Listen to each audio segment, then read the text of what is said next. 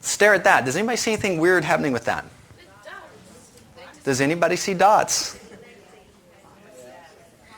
Does anybody see dots at the intersections of the squares? Some people do. About the same people who see things moving. You guys, did y'all have a former drug life or used to seeing hallucinations, are we? I mean, we're already on drugs. That's one of the rules. You can't come to our events, a little bit cranked up. But if you stare at it long enough, you might see that little round dots appear. Yep, Betsy got it, so it's good. We got it. It's hanging on the slide long enough. Betsy, you know I'm playing with you, right? Okay. And so I'm going to tell you there's not really dots there. But why is your brain putting dots there? It wants to fill in blanks. Is there really a dot? Yes or no? So it's deceiving you. It's creating an illusion of something that's there that's really not there. What if there are things that your brain is putting that you really think that you're seeing that your wife said or didn't say, did or didn't do, what the pastor said and didn't say, should have done, should have not done, what the music's too loud or not too loud based on your perception, and it's not really loud. It's not really there. It's just your brain is filling in blanks because it's used to filling in what you expect the world to be. Next slide. Are those lines, the larger ones, parallel? Yes or no? The bigger lines going kind of sideways. Do you think they're parallel? The thicker lines. Are these thicker lines right here parallel? Some are, some aren't? You're already getting the trick, but they are parallel. They are all parallel. But simply by the angle of the feathering, your mind distorts reality based on perception. Do you think your lenses might be distorting, connecting things and merging things that shouldn't be merged, or diverging things that shouldn't be diverged? Separating things based on your perception, whether it be marriages, relationships, you from money, separating when really they should be running in an even plane? The mind and the lens can do that. Next slide. Stare at the little black dot really, really hard. It might be a little hard on the monitor, and see if the shading fades or actually either gets lighter or gets darker. Stare at the dot. Does it get darker or lighter?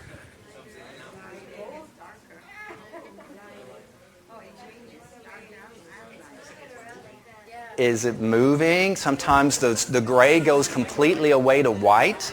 Sometimes it gets darker.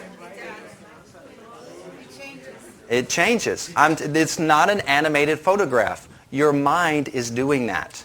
It's deleting information and adding information.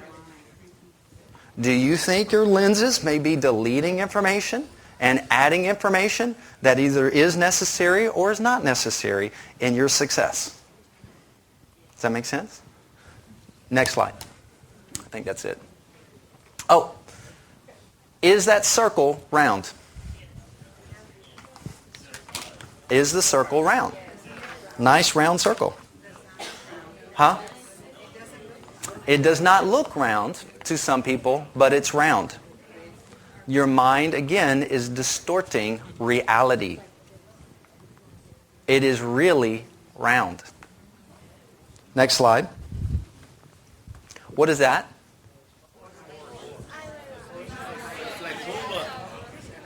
Pumbaa. What is it really? Does anybody know what it really is?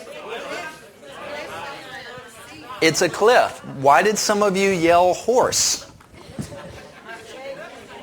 Because there's certain patterns and things, when you see them, you instantly make a judgment about them.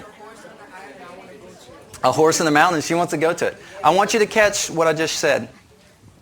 Sometimes we see it that is really a rock outcropping island peninsula. But we prejudged it based on what it looked like, and we called it a horse. Because it more readily registered as a horse than it did an island until you observed it longer. When you saw Susan Boyle, you didn't register phenomenal voice. You saw a horse.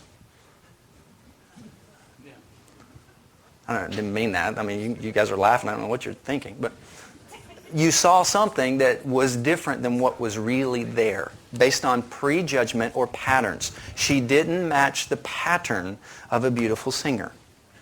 And so there was a prejudgment there. Just a couple more. Next. Betsy, is that moving?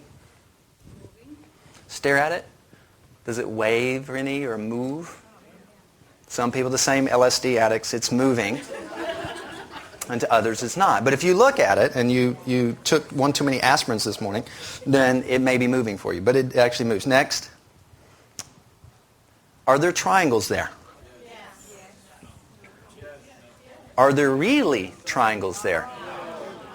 But what did your brain tell you was there? But are there really lines making the triangle?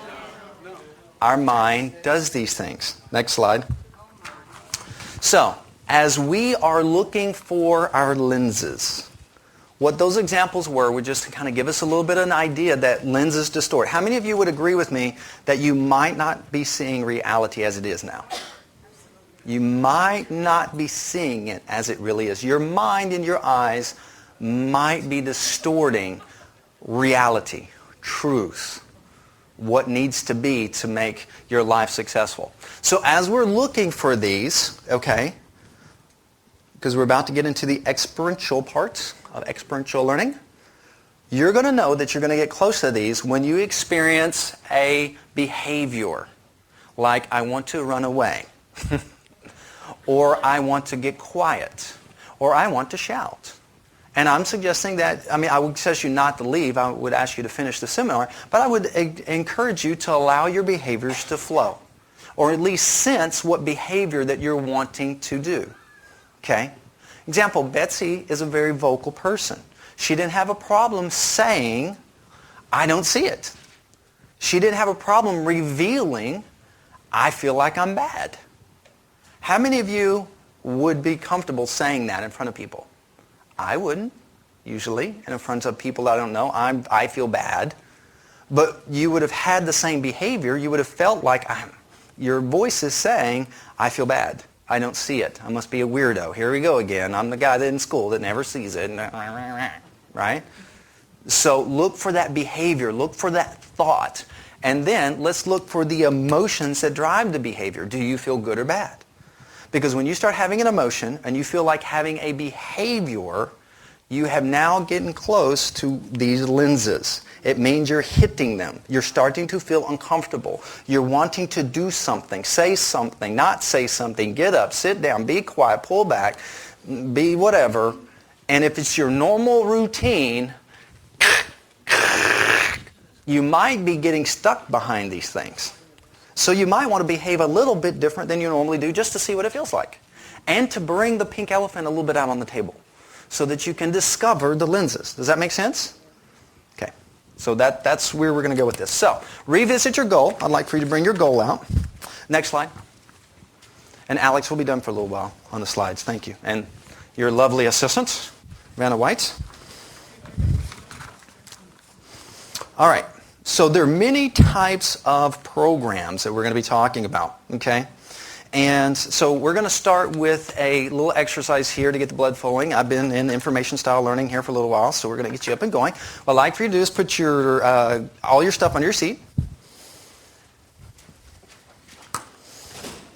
And what I would like to ask you to do is stand up.